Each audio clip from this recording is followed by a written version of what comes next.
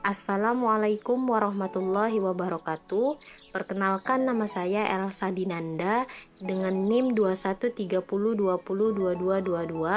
mata kuliah Sosiologi Pendidikan, kelas PAIG dengan dosen pengampu Dr. Syarnubi MPDI. Baiklah, saya akan menjelaskan tentang pendidikan dan perubahan sosial. Yang pertama yaitu pengertian pendidikan.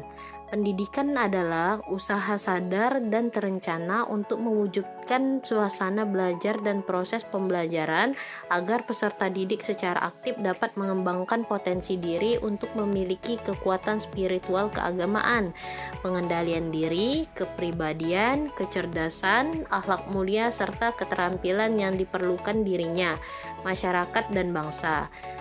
Adapun pengertian pendidikan itu menurut beberapa ahli, yaitu satu, menurut Soekijo Notoatmojo, pendidikan secara umum adalah segala upaya yang direncanakan untuk mempengaruhi orang lain, baik individu, kelompok, atau masyarakat, sehingga mereka melakukan apa yang diharapkan oleh pelaku pendidikan.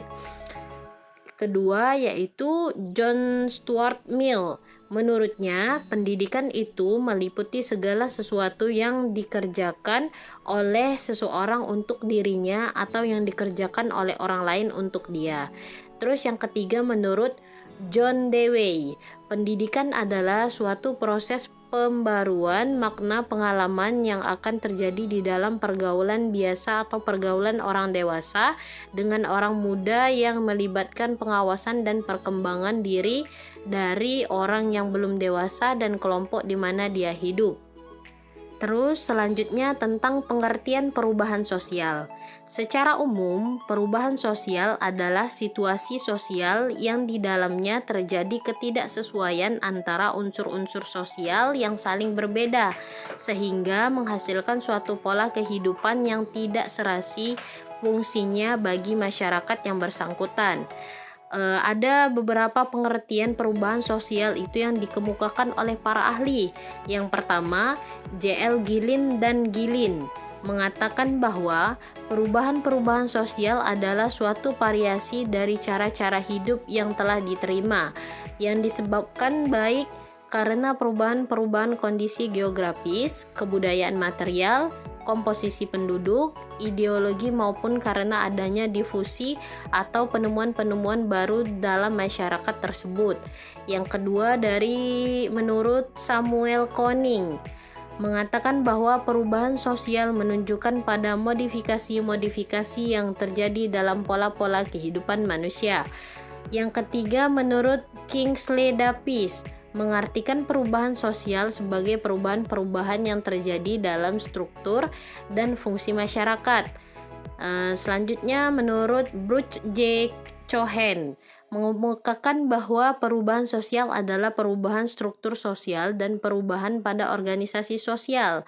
Misalnya, perubahan dalam satu segi dari kehidupan sosial menunjukkan perubahan karena terjadi perubahan dalam struktur sosial dan organisasi sosial.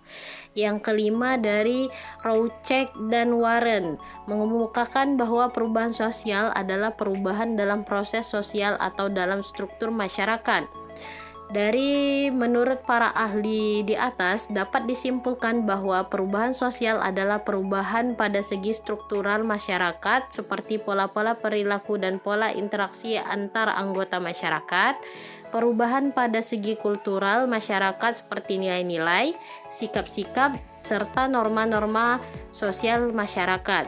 Perubahan di berbagai tingkat kehidupan manusia, mulai dari tingkat individual, keluarga, masyarakat, hingga ke tingkat masyarakat dunia, di mana perubahan dapat menimbulkan ketidakseimbangan dalam suatu sistem masyarakat. Selanjutnya yaitu proses perubahan sosial. Dilihat dari proses terjadinya perubahan sosial, proses awal perubahan sosial adalah satu, komunikasi atau communication. Perubahan sosial berawal melalui suatu proses kontak komunikasi. Unsur-unsur baru dapat menyebar baik berupa ide-ide, gagasan, keyakinan maupun kebendaan. Yang kedua, akulturasi. Akulturasi merupakan proses penerimaan unsur-unsur kebudayaan baru dari luar secara lambat dengan tidak menghilangkan sifat khas kepribadian kebudayaan sendiri. Yang ketiga yaitu asimilasi, berupa sesuatu proses penerimaan unsur-unsur kebudayaan baru dengan yang berbeda. Proses asimilasi akan berlangsung lancar dan cepat apabila ada faktor-faktor pendorong. Selanjutnya yaitu bentuk-bentuk perubahan sosial. Perubahan-perubahan sosial yang terjadi dalam masyarakat dalam dibedakan atas beberapa bentuk, yaitu perubahan evolusi dan revolusi, perubahan tidak berencana dan perubahan berencana, serta perubahan kecil dan perubahan besar. Yang pertama, perubahan evolusi dan perubahan revolusi. Perubahan evolusi, yang dimaksud dengan perubahan evolusi itu adalah perubahan-perubahan sosial yang terjadi dalam proses yang lambat, dalam waktu yang cukup lama dan tanpa ada kehendak tertentu di masyarakat yang bersangkutan. Yang kedua, perubahan revolusi. Perubahan revolusi adalah perubahan yang berlangsung secara cepat dan tidak ada kehendak atau perencanaan sebelumnya. Secara sosiologis, perubahan revolusi dapat diartikan sebagai perubahan-perubahan sosial mengenai unsur-unsur kehidupan atau lembaga-lembaga kemasyarakatan yang berlangsung relatif cepat. Terus yang kedua yaitu perubahan yang direncanakan dan perubahan yang tidak direncanakan. Perubahan yang direncanakan adalah perubahan-perubahan terhadap lembaga-lembaga kemasyarakatan yang didasarkan pada perencanaan yang matang oleh pihak-pihak yang menghendaki perubahan-perubahan tersebut. Yang kedua, perubahan yang tidak direncanakan. Perubahan yang tidak direncanakan merupakan perubahan yang berlangsung di luar kehendak dan pengawasan masyarakat. Perubahan yang tidak dikehendaki ini biasanya lebih banyak menimbulkan pertentangan-pertentangan yang merugikan kehidupan masyarakat yang bersangkutan. Yang terakhir yaitu perubahan sosial besar dan perubahan sosial kecil. Perubahan kecil adalah perubahan yang terjadi pada unsur-unsur struktur sosial yang tidak membawa pengaruh langsung atau berarti bagi masyarakat. Contohnya, perubahan mode pakaian tak akan membawa pengaruh apa-apa bagi masyarakat dalam keseluruhannya karena tidak mengakibatkan perubahan dan lembaga-lembaga kemasyarakatan. Selanjutnya, faktor-faktor perubahan sosial. Faktor dari masyarakat itu sendiri: 1. Bertambah atau berkurangnya penduduk. 2. Adanya penemuan-penemuan baru. 3. Pertentangan. Faktor dari luar masyarakat yang menyebabkan terjadinya perubahan adalah 1. Westernisasi. 2. Lingkungan fisik.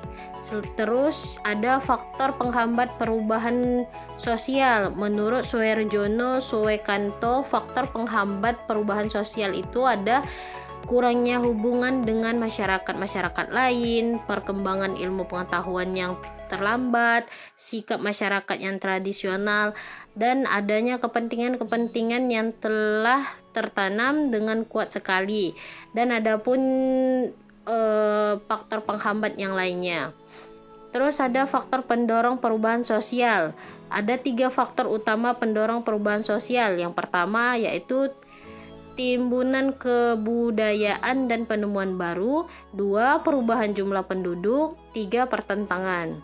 Dan terakhir yaitu perubahan sosial dan pendidikan. Adanya pendidikan dapat mempengaruhi perubahan sosial, yang mana perubahan sosial nantinya akan mempunyai fungsi. Yang pertama, melakukan reproduksi budaya. 2. Difusi budaya. 3. Mengembangkan analisis kultural terhadap kelembagaan tradisional. 4. Melakukan perubahan-perubahan atau modifikasi tingkat ekonomi sosial tradisional. Yang 5. Melakukan perubahan-perubahan yang lebih mendasar terhadap institusi-institusi tradisional yang telah ketinggalan. Baiklah, itu saja penjelasan tentang pendidikan dan perubahan sosial. Wassalamualaikum warahmatullahi wabarakatuh.